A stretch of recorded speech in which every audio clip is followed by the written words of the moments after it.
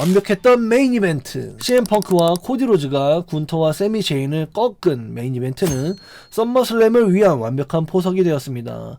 닉 알디스가 군터의 승리를 저지하며 대립의 불을 붙였고, 펑크는 혼란 속에서 코디를 세미 위로 덮어서 승리를 가져왔습니다.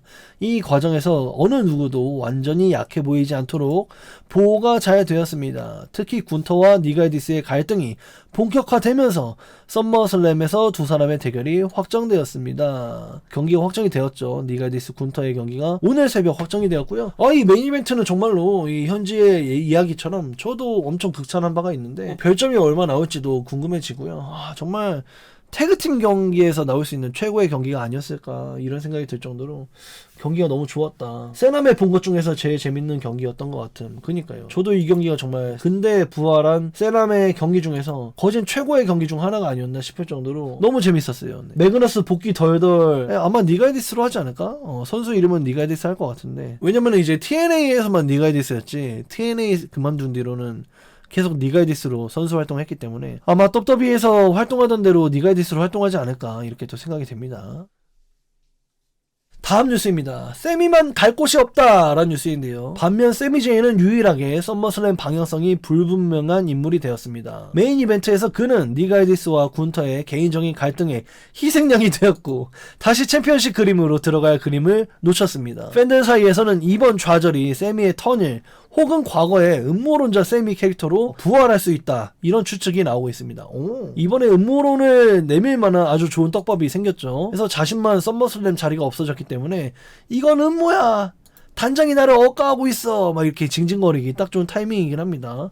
그래서 어쨌든 간에 저도 어제 세남의 리뷰를 아주 간단하게 하면서 했던 얘기가, 지금 세미제인만 갈 곳을 잃어버렸다. 저도 정확히 이렇게 얘기했죠. 이렇게 얘기하면서 나는 군터랑 니가이디스 확정될 것 같고 세미만 갈 곳이 없는데, 그래도 나이트 오브 챔피언스에서 챔피언 되면서 엔딩 요정했기 때문에 이번 썸머슬램 정도는 한번 빠져도 되지 않을까, 전 개인적으로 이렇게 코멘트한 바가 있는데, 과연 세미제인이 썸머슬램 자리를 비집을 수 있을지 한번 기대해봐도 좋을 것 같고요. 개인적으로 예측하기로는 약간 세미제인이 니가이디스 군터 경기에 개입하지 않을까? 이런 생각도 해봐요. 뭐 니가이디스를 역으로 방해할 수도 있고 아니면 군터를 방해할 수도 있고, 뭐 어쨌든 간에 세미제이는 군터가 밉죠. 군터가 니가이디스를 계속해서 자극했기 때문에 본인이 어제 태그팀 경기를 졌고, 어제 태그팀 경기를 졌기 때문에 썸머슬램 페이탈 4웨이 WWE 챔피언십을 놓친 거죠. 아니면은 니가이디스를 미워할 수도 있죠. 니가이디스가 직접적으로 군터를 방해했기 때문에 본인의 팀이 패배한 거라서, 세미제인이 경기가 부킹이 안 된다면은 니가이디스 군터 경기에 개입하는 것도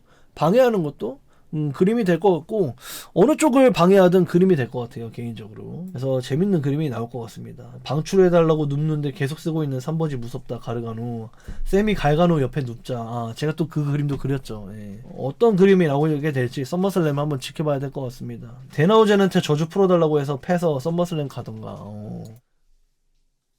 다음 뉴스입니다. 머리는 왜 차? 라는 뉴스인데요. 세러데이 나잇 메인 이벤트 후반부에 많은 팬들이 놓친 장면이 있었습니다. 승리 직후에 세미 제인이 충격에 빠져 서 있는 모습을 본 CM 펑크가 아무렇지도 않게 다가가 머리를 툭 쳐버린 것입니다. 작은 장면이었지만 펑크의 냉혹하고 이기적인 성향을 보여주는 훌륭한 디테일이라는 평가를 받고 있습니다. 또한 경기 중에 펑크가 휘두른 챔피언 벨트가 코디의 얼굴에 실제로 맞은 것처럼 보이면서 향후 대립의 복선으로 프로모를 짠 것도 좋은 평가를 받고 있습니다. 이거 짠 게 아닌데, 프로모를 짠 것도 좋은 평가를 받고 있습니다.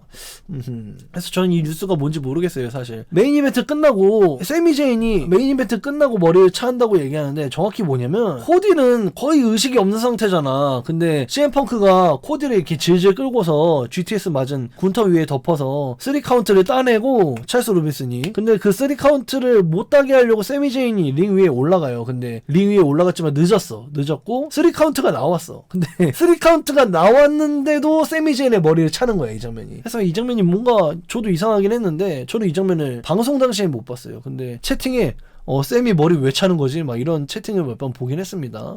어쨌든 간 그랬는데, 그래서 세미제인의 머리를 차는 게 CM 펑크의 냉혹하고 이기적인 성향을 보여주는 훌륭한 디테일이다. 이거는 전 잘 공감을 못 하겠고요. 뭔지 모르겠어요.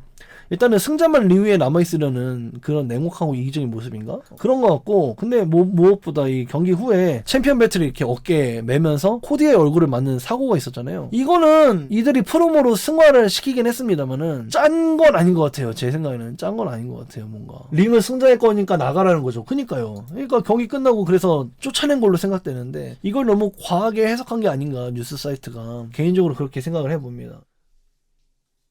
또 어제 메인 이벤트 마지막 끝장면인데 이 장면을 통해서 세미제인의 얼굴을 발로 차는 CM 펑크의 모습을 볼 수가 있어요. 그래서 벨트샷 펑크 어시스트 받아서 GTS 그리고 코디로즈 올려서 커버하려고 하면 니갈디스가 찰스 로빈슨을 쏘, 찰스가 카운트를 1, 2, 3 이러고 세미제인이 올라왔잖아. 세미제인을 굳이 이렇게 발로 차는 거야. 그냥 늘 보던 펑크 맛인데, 그쵸. 링 위는 승자의 것이니까. 이게 어제 그 시비 붙은 거죠. 어제 경기 후에 벨트 스트랩에 눈을 맞아서 코디가 삐졌죠. 사람들은 1대1을 보고 싶어 했기 때문에 오늘의 승리에 감사를 보냅니다. 왜 그래? 우리 지금 녹화 중이에요. 너네 이거 녹화할 필요 없어. 내가 사과할게. 미안해. 아, 이거 쪽팔렸어. 뭔 일 있었는지 몰랐지. 너 벨트로 내 눈 때렸잖아. 100% 사고였어. 진정해. 그건 사고였다고. 이렇게까지 싸울 일인가? 아유, 저 소인배. 그니까요. 예, 좀 뭔가 좀 묘하긴 합니다. 예. 추가 프로모 찍으니까 약간 뇌절됐어. 저도 정확히 그렇게 생각해요. 저도 정확히 그렇게 생각하고. 아, 이건 일부러 하는 거야. 아, 이건 진짜로 한 거다, 동생아. 이건 일부러 한 거다, 동생아. 그러니까 저번 세나메 메인 이벤트 때 펑크가 벨트를 이렇게 어깨에 걸치다가 그 걸치는 거에 이제 눈을 맞아서 코디가 기분 안 좋아했잖아. 복도에서 사운드 붙었단 말이지, 그거 가지고. 그래서 그때는 일부러 한 게 아니야. 근데 이건 일부러 하는 거야.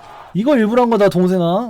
이런 식으로. 그 벨트 가지고, 그 벨트로 눈 한 번 맞은 거 가지고 지금 이렇게까지 간다고? 떡더비는 그냥 선의의 경쟁 만들면 죽는 병에 걸렸음. 둘 중 한 명을 꼭 망가뜨려 놔야 됨. 턴일시켜야 됨. 그것도 맞는 말 같아. 펑크 코디를 좀 약간 선대선으로 가면서 친선전, 아주 퓨어한 친선전으로 가도 좋지 않을까? 왜냐면은 지금 이게 1일차 있잖아요? 1일차가 레스너 오바페미가 약간 1일차 메인 되지 않을까 싶거든요. 근데 펑크 코디도 사실 08년도에 로우에서만 2번 했으니까 18년 전에 로우에서만 2번 붙은 드문 대진이야. 그래가지고 어쨌든 간에 펑크 코디가 1회차 메인을 못할 바에는 차라리 약간 친선 느낌으로 1차전 하면 어떨까 싶기도 하고. 잘 모르겠네요. 좀 어려운 문제 같아. 다음 뉴스입니다. 펑크의 다음 상대라는 뉴스인데요. CM 펑크가 썸머슬램에서 코디 로즈를 상대하기도 전에 다음 도전자가 암시되었습니다. 백스테이지에서 데미안 프리스트는 펑크에게 자신이 다음 WWE 챔피언십 도전자가 되고 싶다는 뜻을 밝혔고 펑크도 이를 반겼습니다. 심지어 펑크는 코디와 함께 프리스트와 알투루스 태그팀 타이틀에도 도전해 더블 챔피언이 되고 싶다는 농담까지 던졌습니다. 현재로서는 썸머슬램 이후 펑크 대 프리스트 프로그램의 밑그림이 그려지고 있다는 분석이 나오고 있습니다. 그래서 이제 CM 펑크가 벼락 챔피언이 되고 나서 스맥다운 링 위에서 여러 잠정적인 상대를 언급했는데 그중 한 명이 전 월드 챔피언 데미안 프리스트다.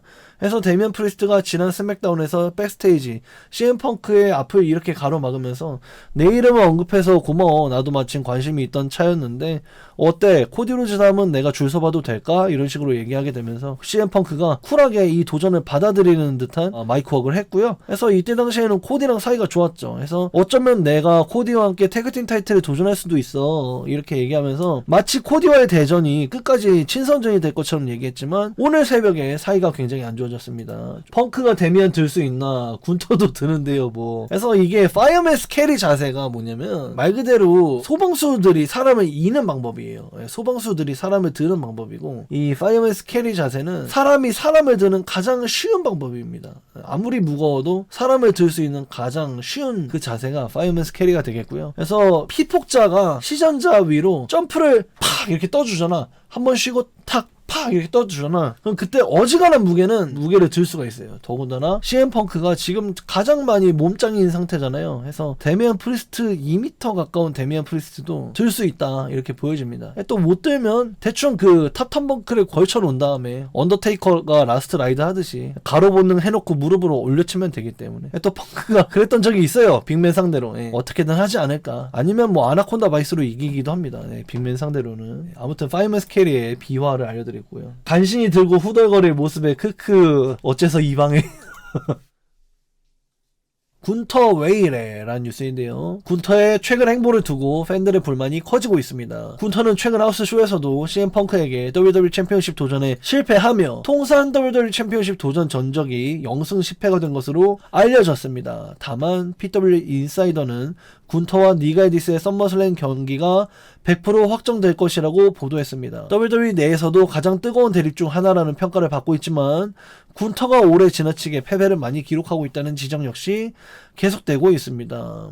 해서 저와 WWE는 이 하우스쇼를 전적으로 치지 않아요. WWE에서 중계 노트를 줄 때도 방송 경기에서 한 것만 전적으로 치지 이렇게 하우스쇼에서 진 걸 다 치진 않습니다. 왜냐면은 예를 들어서 군터랑 CM펑크랑 대립 중이잖아요. TV상에서 이 둘이 대립 중이면 그 대립 중인 동안 미국을 계속 돌면서 이 둘이 계속 비방용 경기를 해. 그러면 비방에서 챔피언이 바뀔 수가 없기 때문에 군터는 계속 지는 거야. 근데 이 뉴스 사이트에서는 뉴스에 이 하우스쇼 전적을 포함시킨 거지. 그래서 이 0승 10패는 좀 틀린 이야기가 되겠고요. 제가 알기로는 올해 전적은 1승 3패인가 4패인가 뭐 그럴 거예요. 나이트 오브 챔피언스에다가 스맥다운 연달아 2번 실패했는데 이제 세 번째 재대결 때는 세미제인이 DQ승을 안겨다 주었기 때문에 이 뉴스는 맞았으면서도 틀린 뉴스가 되겠습니다. 하지만 이게 오늘 확정된 그 뉴스보다 며칠 전에 제가 쓴 뉴스이기 때문에 이 썸머슬램 100% 확정이다라는 PW 인사이더의 그 내부자 정보는 정확했던 것 같아요. 그래서 썸머슬램 니가이디스 군터는 확정이 됐어요. 니가이디스는 TNA 때 욕 많이 먹었는데 NWA 월챔 하면서 스텝업이 많이 됐음. 맞죠. 예. 특히 올인해서 이 코디 로즈와의 경기는 굉장히 좋았습니다. 전적으로 안 치더라도 군터 이번 연도 너무 핀폴 내줌. 그래도 신나를 은퇴시키는 애인데 이게 맞나? 그건 맞죠. 이건 잘못된 게 맞아요. 전적으로 안 치더라도. 어쨌든 군터는 텔레비전 상에서도 지금 핀폴을 썸머슬램 나이트 오브 챔피언스에 이어서 클래싱 이탈리 또 스맥다운 위클리 쇼에서 또 코디 로즈한테 여러 번 따이게 되면서 이게 좀 아니야. 이렇게 가면 안 돼. 이렇게 가면 안 되긴 해요. 네. 다 잘못되긴 했습니다. 이 둘의 싸움이 확정되는 순간 페나틱스 페스트에서 이어지던 기자회견이 되겠는데 근데 단장의 복수가 시작되면서 매그너스 부활 아마 니가이디스로 경기하겠지만 싸우고 싶어? 떡더비답게 링에서 승부를 겨뤄라. 썸머슬램 링 제너럴 대 제너럴 매니저의 싸움이네. 뭐냐 이거.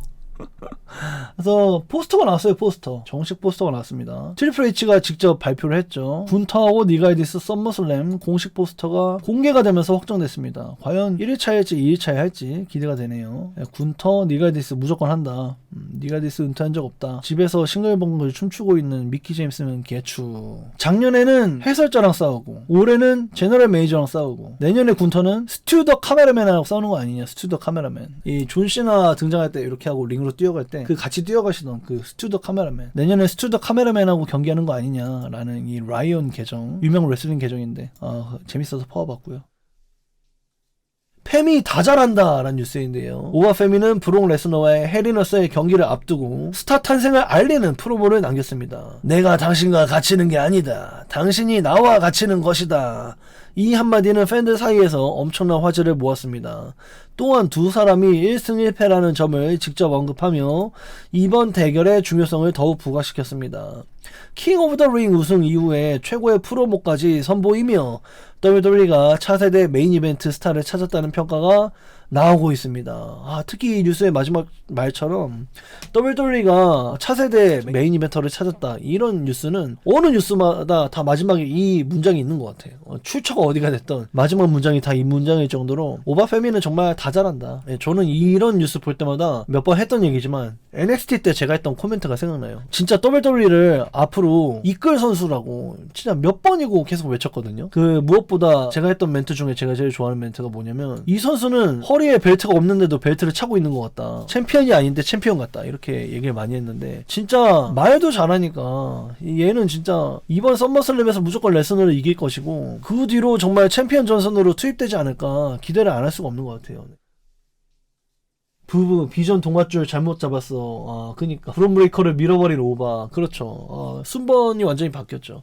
근데 브론 브레이커가 만약에 탈장을 안 당했다면, 아나운서 테이블을 안 들었다면 로얄 럼블을 우승할 수 있지 않았을까? 이런 생각도 있어요. 왜냐면 그때 실제로 로얄 럼블 우승 후보로 강력하게 밀던 브론 브레이커였기 때문에 우승 루머가 여러 명 있었는데 그중 한 명이 브론 브레이커였기 때문에 탈장이 없다면 새치기 안 당하지 않았을까? 이런 생각도 해봅니다. 그놈의 박치기. 그니까요. 근데 그 박치기를 안 했다면 테이블을 들어올리는 나비 효과는 일어나지 않았겠죠. 그래서 브론 브레이커 여러모로 아쉽다 이렇게 생각이 됩니다. 그래서 오바를 반면교사 삼아서 경기를 많이 안 하는데 보호하고 있다? 그것도 맞죠? 네, 그것도 맞고 지금 말싸움만 하고 있는 상태예요. 브록 레스너랑.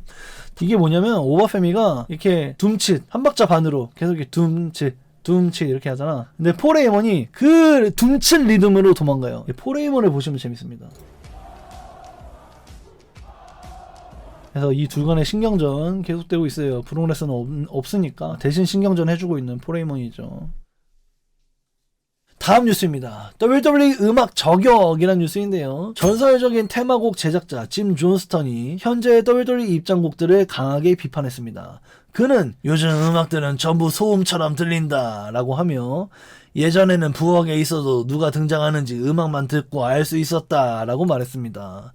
이어서 현재 WWE와 AEW 모두 과거처럼 스티브 오스틴이나 더 락처럼 초대형 스타를 만들지 못하는 이유 중 하나가 음악의 개성을 잃었기 때문이다 라고 주장했습니다. 구구절절 맞는 말 같은데 개인적으로 저는 예전부터 얘기했던 게 WWE가 너무 싫은 게 초딩들 물건에 이름 쓰는 것처럼 선수 이름 말하고 시작하는 게 너무 짜치는 것 같아요. 베런 코빈 이런 다음에 막 늑대 막 어우 한 다음에 빰빠밤 이런 느낌처럼 Watch Me 한 다음에 빰빰빰 이런 거 있잖아. 막 음악을 딱 들으면 전주만 듣고 와 얘구나 이래야 되는데 이 사람의 목소리를 듣고 나서 와 얘구나 이러는 게 음악적인 완성도가 딸리는 게 느껴진다는 거지. 나는 예전부터 이 얘기를 해왔는데 짐 존스턴도 비슷한 얘기를 하는 거죠. 이제 본인이 했을 때 굉장히 잘했었는데 요즘 애들은 못한다 이렇게 얘기하는 것 같고요. 근데 반면에 저는 좀 다른 얘기를 하고 싶은 게 AEW는 음악 좋아요.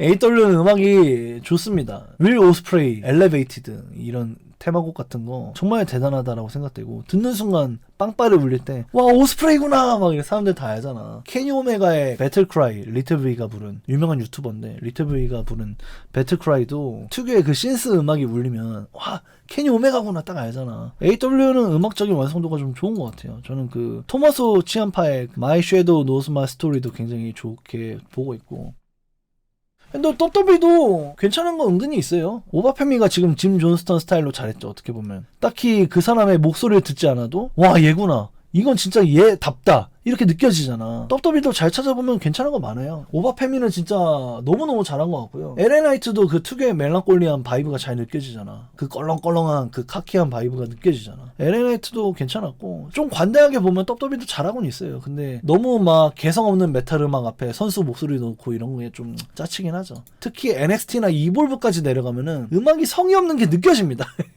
몇몇 애들은 진짜 와 진짜 개대충 만들었구나 막 이런 게 느껴져요. 그래서 넘어가도록 하겠습니다. 게이블 좀 어지러운데 제도 게이블 저번에도 얘기했지만 게이블의 테마곡에 대한 평가는 썸머슬램까지 지켜봐야 될 필요성이 있어요. 왜냐면은 제가 그 뉴스 원문에선 제가 삭제했지만 게이블의 이 박수치는 이게 그 게이블의 지역 미네소타 지역 스포츠팀의 특수한 응원 방법이라고 합니다. 그래서 지금 억지로 박수 유도하고 있잖아요. 사람들 잘 안 따라하는데 내 생각에 게이블이 인터컨티넨탈 챔피언십을 썸머슬램 미네소타에서 한다고 하면은 역대급 박수가 나올 거라고 생각해. 그래서 나는 그 썸머슬램까지는 게이블의 테마를 지켜봐야 돼. 그래서 만약에 썸머슬램에서 엄청난 떼창과 함께 박수가 나오잖아? 그러면은 사람들이 이렇게 하는 거구나 이러면서 이제 그 다음 미국 지역에서는 좀 많이 따라할 것 같아. 예를 들면은 뭐 유럽에서 처음으로 랜디 오튼의 노래를 떼창했잖아. 그 뒤로 이제 미국 애들이 대가리가 깨져가지고 저렇게 하는 거구나 해서 랜디 오튼 노래 떼창하는 것처럼 게이블의 테마는 썸머슬램까지는 지켜봐야 될 것 같습니다. 그래서 썸머슬램을 보면은 확실히 게이블 테마가 좋은지 구린지 그때 가서 결정하면 될 것 같습니다. 개인적으로.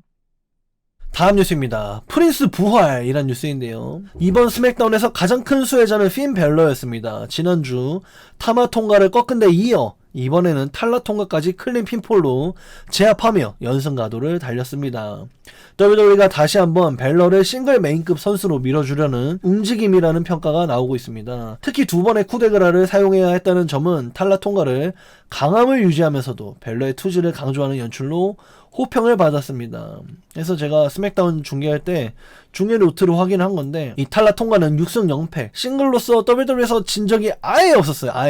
아예 WWE로 이적한 뒤로 싱글 경기를 진 적이 없는 탈락 통과 무적의 사나이를 이 핀벨러가 첫 패배를 안겨다 주었다. 현지 해설자들하고는 달리 제가 굉장히 흥분했거든요. 6승 0패 탈락 통과! 이러면서 드디어 치나요? 이랬었는데 진짜로 졌죠. 그래서 핀벨러가 무려 탈락 통과의 첫 패배를 장식할 정도로 진짜로 푸시받고 있다. 진짜로 특별한 계획이 있는 것 같다.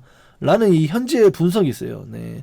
벨러를 싱글 메인급 선수로 밀어주려는 움직임이라는 평가가 나오고 있다. 라는 현장의 분석이 있어요. 제가 이제 뇌내망상으로 외치던 핀십특계랑 다르게 또 한 번 이렇게 푸시가 있어요.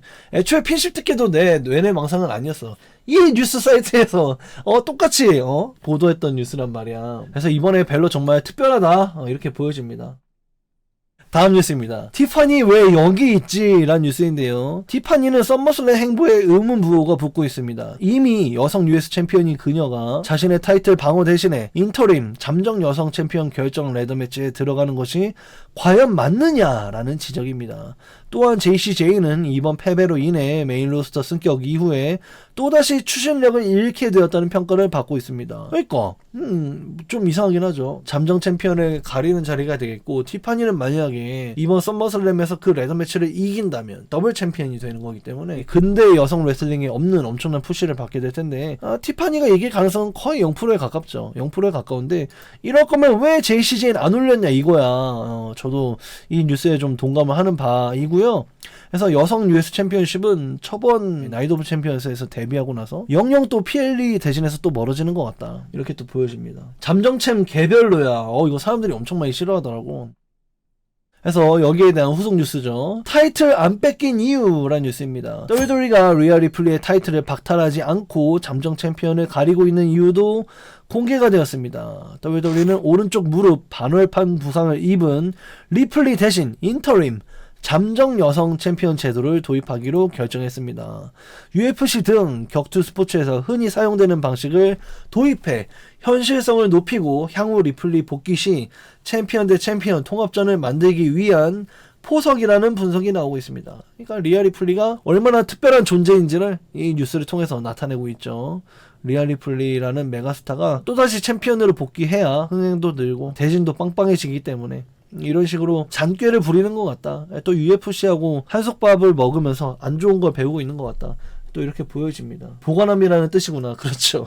그래서 누가 이기든 리아 리플리가 복귀할 때까지 챔피언인 척 하다가 리아 리플리가 복귀하면 갑자기 진짜 챔피언 가리자. 옛날 그 CM펑크 머니 인 더 뱅크 때 이렇게 후하고 떳떳이 나가가지고 냉장고에다가 벨트 넣어놓고 막 자랑하다가 나중에 존시나 챔피언 되고 나니까 내가 진짜 챔피언인데 하고 이제 찐 챔피언 가리는 그때 그것처럼 리아 리플리가 이제 잠정 챔피언 각본을 진행할 것 같은데, 만약에 리아 리플리가 진짜 챔피언 가리는 결정전을 하게 될 때 만약에 잠정 챔피언이 좀 언더독이었으면 좋겠어. 그래서 그 언더독이 리아를 이긴다면은 좀 개도바하지 않을까. 뭐 지면 지는 대로 리아 상대로 지는 게 이상한 것도 아니고 젖잘 싸우면 젖잘 싸우는 대로 또 버전업이 되니까 리아는 또 챔피언 되면서 스토리라인 시청률을 올리는 역할을 하면 되니까 여러모로 뭔가 좀 되게 강력한 선수보다는 언더독이 이기면 어떨까 하는 생각이 듭니다. 잠정챔이 페이지이면 페이지 대 리아 리플리 돈이 되는 것 같아요. 네, 돈이 되는 대진 같긴 합니다. 또 나름 리아 리플리 상대로 언더독처럼 보이기도 하고 이제 33살이니까 뭐 베키보다 어리니까요. 네, 가능성 있다 봅니다. 하길이랑 샬럿 둘이 1대1로 썸머슬램 가는 줄 알았는데 일단 한번 지켜보면 될 것 같아요. 그것도 한번 지켜보는 걸로 하겠습니다.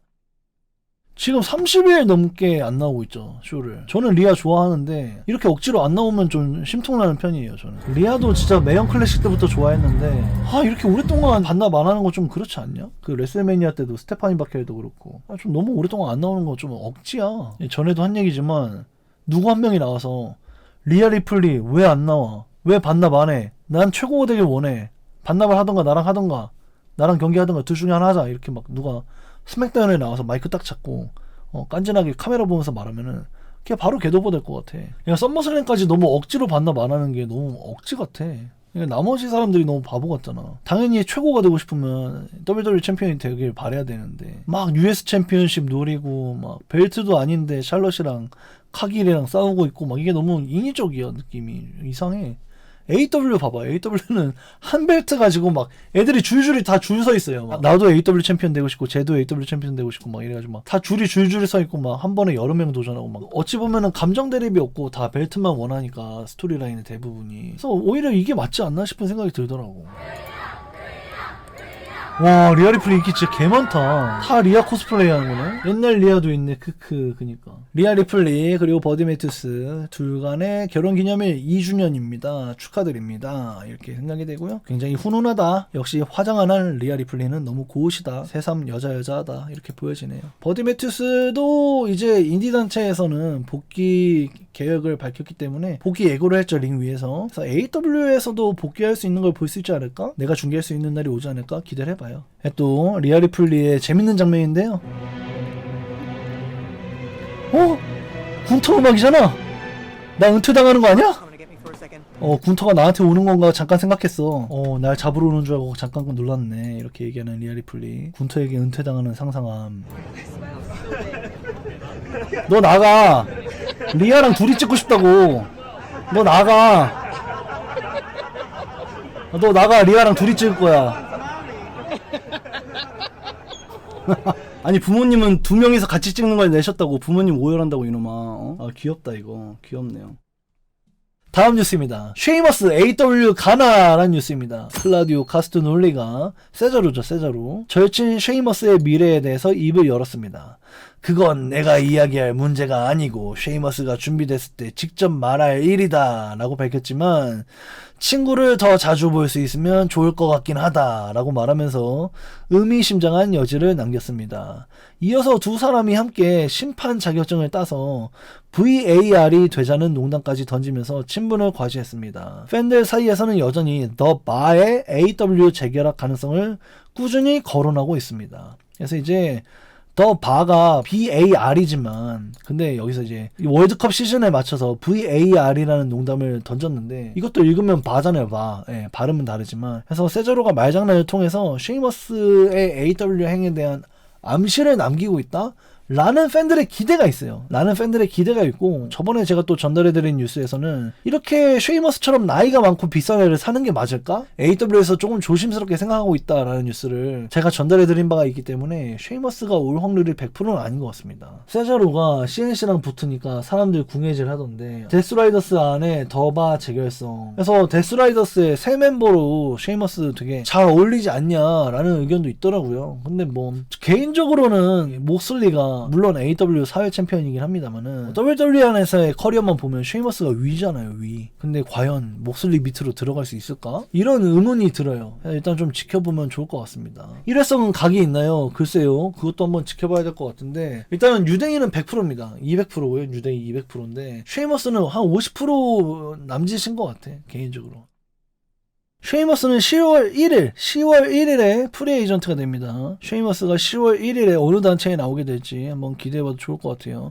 저는 이게 90일 제약이 없을 거라고 생각했는데 있나 보네요. 90일 제약이 아예 없을 거라 생각했거든요. 왜냐면 쉐이머스 쪽에서 해제한 거라.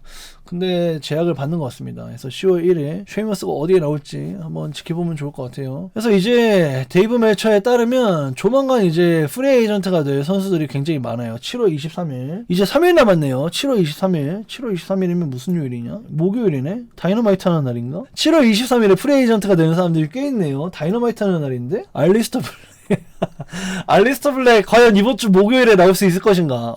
힘들 것 같죠? 네, 힘들 것 같아요. WWE에 오기 위해서 AW에서 별 생쇼를 다 했기 때문에 알리스터 블랙이 이번 다이너마이트에 나올 수 있을까? 아무튼 이번 주 목요일부터 프리에이전트가 되는 알리스터 블랙, 알렉스 셸리, 보 댈러스, 크리스 에이빈, 덱스터 루미스, 에릭 로원, 조 게이시, 카이리 세인, 케이리 레이, 알바 파이어죠. 산토스 에스코바르, 젤리나 베가, 조이 스타크. 이거 좀 좀 어려워 보입니다. 예, 조이 스타크는 근데 벌써부터 다운스테이트 알죠? 그 다운스테이트 코디 로즈랑 닉 레메스 노래 부른 다운스테이트한테 노래를 벌써 맡겨서 출시가 됐어요. 그래서 조이 스타크가 행보가 심상치 않아. 내가 봤을 때 조이 스타크 AW 올 것 같다. 내지는 TNA 이렇게 보여집니다. 다음 뉴스입니다. 카이저의 법적 반격이란 뉴스인데요. 루드빅 카이저가 폭행 혐의에 대해 적극 대응에 나섰습니다. 카이저 측은 플로리다주의 법을 근거로 기소 기각을 요청했습니다. 카이저 측 주장에 따르면 사건은 엘리베이터 안에서 여자친구를 향한 인종차별적인 발언에서 시작됐습니다. 상대 남성인 멕시코계인 그의 여자친구를 향해서 IC 미국의 이민 세관 단속국을 언급해서 모욕적인 발언을 했고 이후 위협적인 행동과 물병 투척까지 이어졌다고 합니다. 카이저 측은 자신들이 정당방위를 했을 뿐이며 이후 현장을 떠났다고 주장하고 있습니다. 그래서 이제 카이저 여자친구 안드레아를 향해 ICE를 언급했죠. 이 미국 이민 단속국인데 거기를 언급하게 되면서 얘 멕시코로 보내버린다 이런 식으로 이 엘리베이터에 탄 남성이 그렇게 얘기하게 되면서 카이저하고 시비가 있었는데 카이저가 이제 반격에 나섭니다. 그래서 이것도 한번 지켜보면 될 것 같아요. 여러 번 뉴스에서 얘기한 적이 있는데 후속 보도라고 생각이 되고. 다음 뉴스입니다. NXT UK 갓이란 뉴스인데요. TV 출연은 적지만 WWE 백스테이지에서 중요한 역할을 맡고 있는 피트 던입니다. 리치 홀랜드는 인터뷰하길 피트 던이 2022년 클래시 애터 캐슬에서 열린 쉐이머스하고 군터의 명경기 제작에 참여했다고 밝혔습니다. 최근에는 트리플레아 마스크 대 마스크 경기 제작에도 관여한 것으로 전해졌습니다. 현재는 현역 선수로 등록되어 있지만 업계에서는 은퇴 후에 WWE 프로듀서로 자연스럽게 전환할 인물 가운데 한 명으로 평가하고 있습니다. 그러니까 5성 경기 디자이너 전문이지. 5성 경기 디자인 전문이지. 그쵸. 이 인컨 쉐이머스 군터 경기도 5성이었죠. 근데 마스크 5.7 받은 이 마스크 대 마스크 경기도 피트 던이 프로듀싱 했다. 그래서 처음에는 이제 스피드 챔피언십 분야에만 디자인을 했고 프로듀서 일을 겸업했는데 이제는 좀 무게감 있는 경기를 점점 매치업에 관여하고 있는 피트 던이 되겠고 앞으로도 WWE 선수로서의 경력이 끝난다고 하더라도 WWE에서 한솥밥을 먹을 것 같아. 굉장히 오랫동안 WWE 있을 것 같아. 왜냐면 이미 쇼앤프로브 하고 있잖아. 5성 자판기 되어버렸잖아. 그죠? 그래서 피트 던 정말 대단하다고 생각이 되고 경기 잘하는 놈이 디자인도 잘한다 하시는데 진짜 경기 너무 잘해요. 저는 솔직히 피트 던이랑 타일러 베이트가 이렇게 막 가면 쓰고 응꼬쇼 할 거라고는 생각도 못했고 또 뭔가 좀 되게 잘 될 줄 알았어 처음에. 여기서 제가 얘기하는 처음은 10년 전이에요. 10년 전 UK 초대 챔피언십 이때 역시 타일러 베이트 잘 될 줄 알았어. 피트 던 브루저 웨이트 알아주는구나. 트리플 H 레자랄 막 이랬는데 내가 생각했던 그 10년 전에 그 NXT UK 그때랑 비교하면은 지금 좀 초라하긴 합니다. 초라하긴 한데 그래도 재능은 어떻게든 빛이 나게 되어 있다 이렇게 생각이 됩니다. 가르가노 레슬매니아 메인 이벤트 하던 시절이요? 라고 할 뻔. 그때 맞아? 그때야 그때. 다음 뉴스가 좀 슬픈 뉴스예요. 여왕의 눈물이란 뉴스인데요. 여왕의 눈물. 샬럿 플레어와 특별한 인연을 맺었던 8살 팬 스칼렛 줄스가 세상을 떠났습니다. 스칼렛은 희귀, 소아 뇌암인 미만성 정준선 교종과 싸우며 수많은 방사선 치료와 수술을 견뎌냈고 2024년 WWE 사회 공헌 프로그램을 통해서 샬럿을 만나 깊은 우정을 쌓았습니다. 그녀는 샬럿의 서바이버 시리즈 2025년 의상 제작에도 참여했고 샬럿은 가족들과 시간을 보내며 스칼렛을 응원해 왔습니다. 샬럿은 스칼렛을 나를 비춰준 빛이자 진정한 슈퍼히어로 라고 표현했으며 현재 프로레슬링 업계에서는 어린 팬을 향한 추모가 이어지고 있습니다. 그래서 이 아이가 스칼렛 줄스가 되겠습니다. 그래서 희귀 소아 뇌암을 오랫동안 앓다가 결국에 얼마 전에 하늘로 떠나게 되었고 그래서 샬럿이 이때 그 샬렉사 하게 되면서 사귀게 된 어린 소녀 팬이에요. 그래서 그냥 소녀 팬이 아니라 백스테이지에서도 항상 시간을 나누고 샬럿 플레어가 서바이버 시리즈 2025년도에 입었던 경기복도 이 아이의 아이디어가 반영됐고 나비도 샬럿이 이 아이의 아이디어가 반영된 걸로 전 알고 있거든요.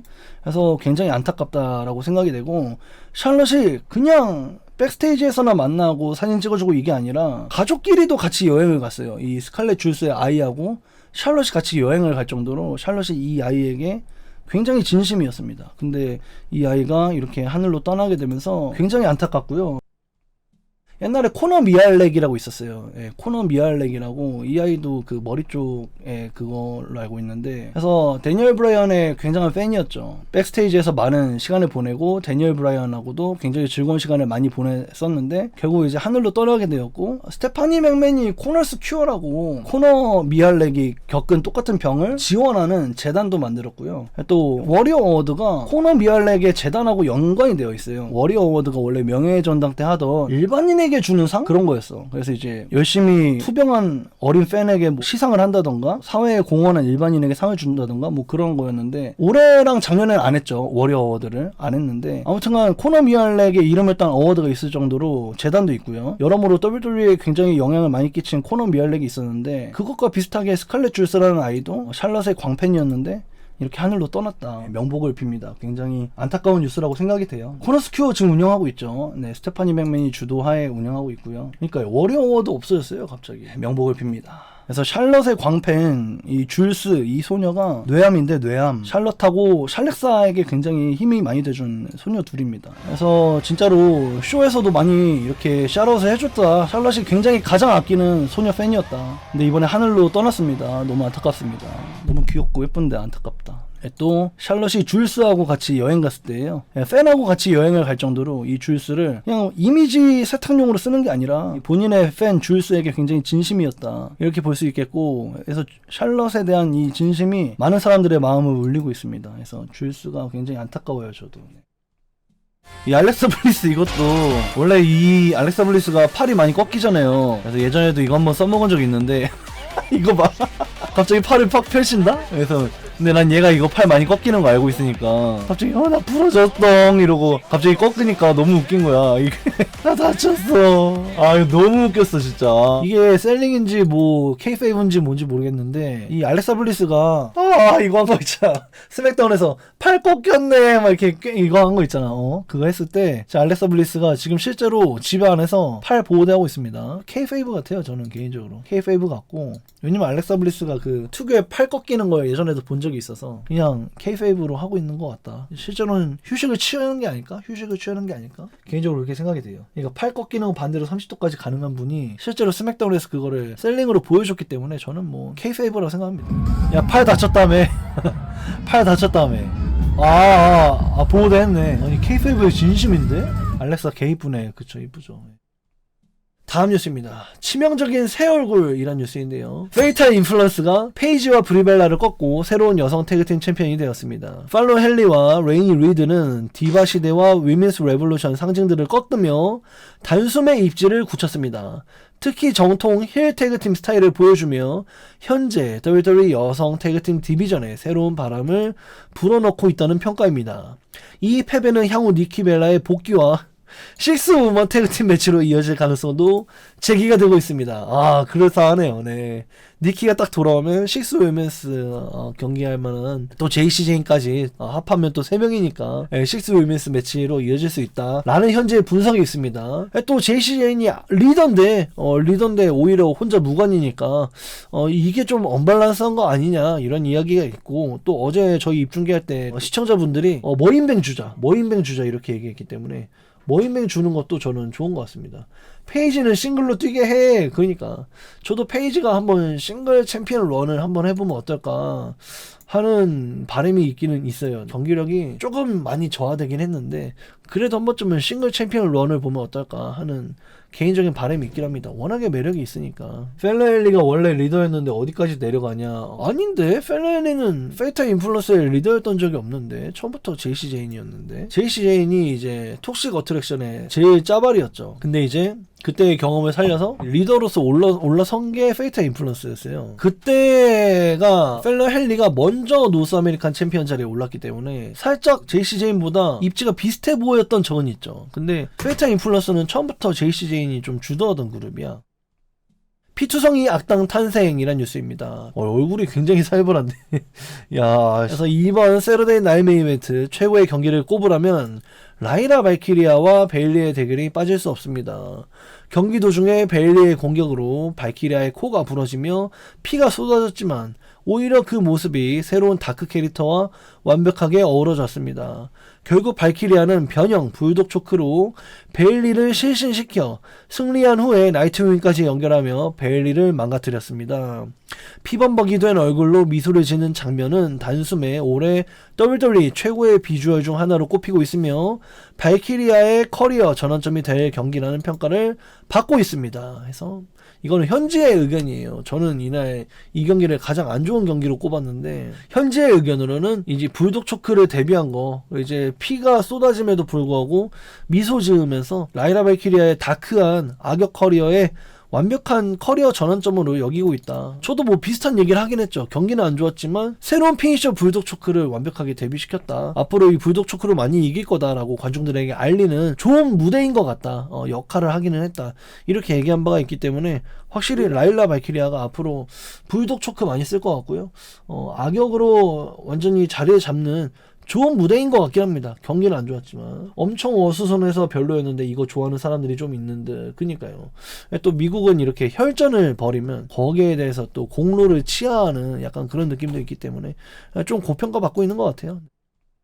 다음 뉴스입니다. 앵글의 불륜이란 뉴스인데요. 다크사이드 오브 더 링 시즌 7으로 오랫동안 이어져 온 불륜설에 대해서 처음으로 캐런 제럿이 공개 입장을 밝혔습니다. 이번 시즌은 시리즈 최초로 3부작으로 제작되는 제프 제럿과 TNA 초창기를 다루며 제프 제럿과 캐런 제럿을 비롯해 스캇 디아모어, 빈스 루소, 짐 코넷, 제임스 미첼, 딜러 브라운, 어썸콩 등이 출연합니다. 캐런은 내 결혼이 불륜 때문에 깨졌다고 생각하는 사람들은 완전히 틀렸다 라고 하며 커트 앵글과 나는 2006년에 이미 법적으로 별거한 상태였다.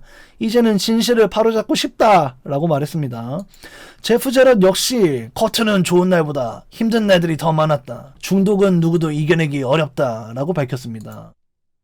그래서 이때 당시 커트 앵글이 좀 진통제 중독도 있었고 레슬링 중독도 있었고 여러모로 힘든 상황이었는데 그 와중에 커트 앵글의 아내 캐런 제럿이 커트 앵글의 매니저로 같이 활동하던 타이밍이었어요. 그러다가 제프 제럿이 아내하고 사별을 해서 솔로인 타이밍이었거든요. 아내가 하늘로 가서 혼자였는데 제프 제럿이. 근데 캐런 제럿이 커트 앵글의 매니저로 TNA 활동하다가 TNA의 대표인 제프 제럿하고 바람이 납니다. 그래서 이 타이밍에 커트 앵글도 그 샤니카였나? 그 누구였지? 여성 거구 흑인 레슬러랑 바람이 나요. 그래서 그 여성 레슬러 커버 치다가 백스테이지 평판도 안 좋아지는 타이밍도 있었고, 왜냐면은 나 커트 앵글이랑 사겨 이러면서 그 흑인 여성이 좀 갑질을 좀 많이 하다가 나락을 가고 방출되고, 앵글은 걔 쉴드 치다가 좀 평판이 안 좋아지고 뭐 그런 타이밍이 있었어. 그래서 서로 맞바람 피던 타이밍이 있었단 말이야. 그래서 이때 당시에 굉장히 말이 많았어요. 이때 TNA가. 심지어 이 캐런 제럿을 뺏기고 나서 제프 제럿이랑 커트 앵글이랑 대립을 합니다. 대립을 해서 철창 경기도 해요. 철창 경기에서 엄청난 명승부를 보여주는데, 아무튼 굉장히 난 그때 충격을 많이 받았어요. 와, 와이프를 뺏기고도 경기를 하네? 진짜 쿨하다. 이게 아메리칸 마인드인가? 이러면서 굉장히 경악했던 기억이 아직도 있는데, 그러니까 실제 감정이 들어가면 명경기가 나와. 둘 중 하나죠. 뭐 아니면 돈데 뭐가 나왔고요. 그래서 거기에 대한 비하인드를 드디어 처음으로 캐런 제럿이 풀은 거죠. 예, 원래는 캐런 앵글이었는데 이젠 캐런 제럿이고요. 바람 핀다고 생각하는데 원래 별거 상태였다. 이렇게 드디어 비하인드를 풀었습니다. 2006년에 법적으로 별거한 상태였다. 굉장히 오래된 이야기죠. 굉장히 재밌는 이야기고 유명한 이야기인데 혹시나 모르는 분이 있을까봐 한번 퍼와봤고요. 커트 앵글, 이제 와이프가 딸이 레슬링 하는 거 싫어하는데 와이프 몰래 딸하고 레슬링 훈련하다가 이 트램펄린 있죠. 트램펄린에서 딸이 문설트를 썼는데 그 문설트가 커트 앵글 이빨에 맞게 되면서 커트 앵글 딸한테 문설트 니킥 맞아서 이빨이 깨졌습니다. 그래서 이빨 나가도 마냥 기쁘죠. 근데 딸은 좀 미안해하고 있는 것 같아요. 어쩔 줄을 몰라 하고 있네요. 딸한테 문설트 니킥 맞아서 이빨 빠진 커트 앵글입니다. 또 팀 앵글이 오랜만에 또 만났다고 해요. 반가운 얼굴이에요. 반가운 얼굴. 네, 팀 앵글 오랜만에 봅니다. 진짜 찰리아스 진짜 오랜만에 본다, 그죠? 내가 이름을 기억하고 있는 것도 신기해. 찰리아스. 벤자민 아직 AW 아닌가? 맞아요. 맞는데 이게 이제 뭐 지역 레슬링 행사, 인디 행사 같은 데서 만납니다. 저번에도 한번 만난 적 있어요. 지역 인디 사인회, 레슬링 컨벤션, 레슬컨 이런 데서 마주치면 꼭 사진 찍습니다. 이 셋이서. 그래서 커트 앵글 많이 늙었다. 찰리아스 진짜 많이 늙었네. 제키 게이다랑 결혼하고 애 둘 낳았나? 셋 낳았나? 그리고 이제 이혼했죠. 찰리아스도. WGDT 시절 좋았지. 월드 그레이티스트 태그팀. 그쵸. 다음 뉴스입니다. 맨디 로즈 엄마 된다라는 뉴스인데요. 전 WWE 스타 맨디 로즈가 아이를 임신했다고 발표했습니다. 그녀와 약혼자 티노 사바텔리는 인스타그램 영상을 통해서 임신 소식을 공개하며 팬들의 축하를 받았습니다. 맨디는 2022년 WWE를 떠난 뒤 사업과 올리팬스 활동에 집중해 왔으며 적절한 기회가 생긴다면 프로레슬링 복귀도 고려할 수 있다고 밝힌 바가 있습니다. 그래서 맨디 로즈가 임신을 했고요. 티노 사바텔리가 누구냐면은 NXT 때 훈련생이고 NXT 아세이 시절부터 계속 연애했어요. 한번 헤어졌다가 다시 만난 걸로 알고 있는데, 그러니까 NXT 이제 훈련생일 때 둘이 같이 연애를 시작했고, 맨디는 콜업됐고 티노는 NXT에 엄청 오래 있다가 방출됐어요. 그리고 맨디가 다시 NXT로 왔고요. NXT에서 뭐 톡식 어트랙션 만들고 여자 챔피언 되고, 그러고 나서 나중에 올리팬스 활동 때문에 방출됐죠. 그리고 방출되고 나서도 계속 사귀어요. 계속 사귀고 약혼한 상태에서 올리팬스 활동하면서 이제 임신을 한 거야. 그래서 임신을 했고, 티노 사바텔리랑 이렇게 오래 사귈 거라고는 저는 상상도 못했어요. 그래서 맨디 로즈가 의외로 되게 순애보가 있다 이렇게 보여지고요. 티노 사바텔리도 능력이 좀 여건이 안 좋았을 것 같은데, NXT 훈련생 오래 하다가 잘려서 뭔가 직업적으로 좀 안 좋았을 것 같은데 뭔가 둘 간의 순애가 굉장한 것 같다? 좀 이렇게 또 짐작이 되고요. 맨디 로즈가 지금도 올리팬즈 하는지 모르겠는데 만약에 한다면 지금 좀 사업에 좀 적신호가 아닐까? 이제 임신한 몸으로는 좀 올리팬즈 활동 힘들지 않을까? 좀 그런 생각도 해봐요. 한동안 업로드 못하겠네. 그니까요. 지금도 하는지 모르겠네. 온팬 영상에 나오는 남자인갑네. 그것도 맞아요. 네, 실제로 둘 간의 사랑을 나누는 그게 있다고 하더라고요. 저도 듣기만 했어요. 보진 못했습니다. 듣기만 하고 보진 못했고, 아무튼 뭐 그렇습니다. 네, 임신 축하드리고요. 임신 축하드리고요. 네, 순애보 온팬 아무튼 축하드립니다. 네, 축하드려요. 감사회인가요? 아닙니다. 다음 뉴스입니다. 맨디는 아들맘이란 뉴스인데요. 최근 임신 소식을 발표한 맨디 로즈와 티노 사바텔리 부부가 아기의 성별을 공개했습니다. 두 사람은 성별 공개 행사 영상을 통해 첫 아이가 아들이라는 사실을 알렸으며 팬들로부터 많은 축하를 받았습니다. WWE를 떠난 이후 사업가와 콘텐츠 크리에이터로 활동 중인 맨디는 새로운 인생의 챕터를 맞이하게 되었습니다. 라는 뉴스입니다. 그래서 이 맨디 로즈가 그 친구랑 친하잖아요. 누구지? 우리가 태보 막 이렇게 불렸던 격투가 출신 레즈비언. 소녀 드빌. 소녀 드빌이랑 친해서 소녀 드빌이랑 사업을 같이 하고 있고요. 또 컨텐츠 크리에이터기는 하죠. 네. 그게 올리팬스인 게 문제긴 한데 아무튼. 그래서 사업가하고 컨텐츠 크리에이터를 하고 있는 맨디가 이제는 엄마가 되었고 그 아이는 아들이다. 아들로 밝혀졌다라는 뉴스입니다. 소녀 드빌이랑 엄청 친해요. 맨디 로즈가. 절친입니다. 절친. 또 맨디 로즈 임신한 짤이고요. 맨디 로즈가 임신을 했고, 여기 키스하고 있는 이 남자가 티노 사바텔리입니다. 티노 사바텔리. WWE NXT 훈련생으로 한 4년 있었나? 5년 있었나? 엄청 장수생이에요. 엄청 장수했어. 그래서 얘 진짜 안 되나 보다 이 생각했는데 결국에 방출됐죠. 근데 어쨌든 맨디하고 티노는 오랫동안 사랑을 계속해서 유지를 했고, 임신했고 약혼했고 곧 결혼합니다. 맨디를 잘 잡았네 얘는. 그니까요. 정말 대단하다라고 생각이 됩니다. 배 많이 나왔네. 좀 오래됐나 보네. 그니까요. 좀 보기 좋은 것 같습니다. 그래서 맨디 로즈, 티노 사바텔리 짤이고요. 이렇게 또 정면으로 보니까 얘 알 것 같아 하는 분들이 아마 한두 명 있을 거야. 왜냐면 NXT 블랙 앤 골드 본 분들은 얘가 나와서 계속 져요. 얘가 나와서 한 10년 전 NXT에서 얘가 계속 졌습니다. 그래서 티노 사바텔리 엄청난 몸짱이고 빅맨인데 WWE도 얘를 한 4년 5년간 계속 잡고 있었는데 WWE도 웬만하면 얘 데뷔시키고 싶었던 거지. 근데 끝끝내 데뷔가 안 됐다. 굉장히 안타깝다. 이렇게 또 보여집니다. 처음 보는 얼굴인데 그럴 수 있어요. 다음 뉴스입니다. AW와 끝났다라는 뉴스인데요. 제임스 더 스네이크 로버츠가 6년 넘게 함께했던 AW하고 결별했습니다. 본인의 팟캐스트에서 계약이 만료가 되었고 재계약은 이루어지지 않았다라고 밝혔습니다. 제이크는 AW에서 온스크린 매니저와 멘토, 백스테이지 역할을 맡으며 제2의 전성기를 보냈고 토니 칸과 AW에 감사의 뜻을 전했습니다. 다만 은퇴를 선언한 것은 아니며 앞으로도 젊은 선수들을 지도하거나 코치 역할을 맡을 기회가 있다면 기꺼이 참여하고 싶다고 의사를 밝혔습니다. 그러니까 여기서 얘기하는 은퇴는 온스크린 매니저, 그러니까 이제 그 안에서의 매니저 있잖아. 예를 들면 브록 레스너의 폴 헤이먼이라던가 알파 아카데미의 맥신 듀프리라던가 뭐 어쨌든 간에 그 온스크린 매니저, 그 안에서의 매니저 역할을 계속 하고 싶다. 그래서 어쨌든 간에 이제 AW하고는 끝이 났고 뭐 불러줄 때 있으면 또 불러주세요. WWE 메이저리그 레슬링 뭐 어디가 됐든 선수들의 매니저 역할이나 뭐 멘토 아니면 백스테이지의 코치 같은 거를 자기는 계속 하고 싶다. 타단체에게 러브콜을 보내 이번에는 스네이크 로버츠의 의견이고요. 이제 AW하고는 끝이 났습니다. 요즘 애들은 로버츠 모를 것 같은데 DDT를 널리 알린 인물이죠. 예, DDT의 창시자. 지금은 RKO 터지면 막 와 하잖아. 이 순발적인 순간적인 이 도파민을 터트리는 굉장히 화끈한, 가장 화끈한 기술. RKO 우리가 모두 열광하잖아. 옛날엔 그 스포츠 엔터테인먼트의 가장 익스트림한 세 글자가 DDT였어. DDT. 도나스 디너타임 해갖고 이 스네이크 로버츠가 키우는 뱀의 저녁 시간이다 해갖고 DDT 팍 꽂으면 사람들이 그 순간 와 이러면서 막 와 순식간에 강력한 기술이 꽂혔네 끝났네 막 이랬는데 어느샌가 지금 DDT 완전히 기본기 됐죠. 기본기. 개나 소나 다 쓰는 도파민 안 주는 기술 이렇게 됐는데 옛날엔 DDT 터지면 장내가 막 팡 터졌지 막 엄청난 임팩트 있는 기술이었어요. 티파니 절 로버츠 몰라요 진짜임. 그니까 다음 뉴스입니다. 패스맨 가야지 라는 뉴스인데요. 프로레슬러 사이코 스튜를 폭행한 로저 잭슨이 결국 징역 90일을 선고받았습니다.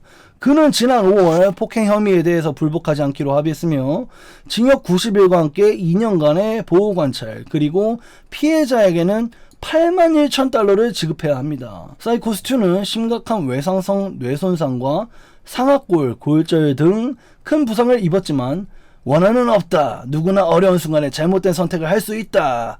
라고 밝혔습니다. 이후 로저 잭슨은 LA타임즈를 비롯한 여러 매체와의 보도대로 구속되어서 형기를 시작했습니다. 그래서 이게 저의 뉴스를 보신 분들은 다 아시겠지만 사이코 스튜라는 인디 레슬러가 있어요. 그래서 인디 레슬러들 여러 명이서 로저 잭슨, 퀸튼 잭슨의 아들이죠. UFC 파이터 퀸튼 램페이지 잭슨의 아들인데 이 로저 잭슨이 레슬링 행사에 오니까 이 사이코 스튜하고 비롯한 여러 레슬러들이 뭐 맥주 캔으로 얘 머리를 막 이렇게 찍기도 하고 막 장난을 막 쳤어요. 그러고서 뭐 나중에 링 위로 올라와 보던가 뭐 이런 식으로 도발을 했단 말이죠. 근데 이제 사이코 스튜가 링 위에서 어필하고 있을 때 로저 잭슨이 올라갑니다. 올라가서 패요 진짜로. 그래서 한두 대 팰 때만 해도 사람들이 아 이거 워크인가 보다 이랬는데 워크가 아니었어. 그냥 개빡쳐서 이중격투기를 준비하고 있던 퀸튼 램페이지 잭슨의 아들이 프로레슬러의 얼굴을 미친듯이 10초간 한 20대 30대 계속 내리쳐요 머리를. 그래서 이 사이코 스튜가 실제로 폭행당했고 뇌손상이 굉장히 심했다. 그래서 1억 원이 넘게 사이코 스튜에게 배상해야 하는 로저 잭슨이고요. 그냥 실제로 감옥을 가는 겁니다. 이게 실제로 징역 90일을 살아야 됩니다. 진짜로 이제 감옥에 들어가게 됐다. 램페이지 잭슨의 아들이 감옥에 들어가게 됐고 여기에 대해서 역효과가 여러모로 일어나게 되면서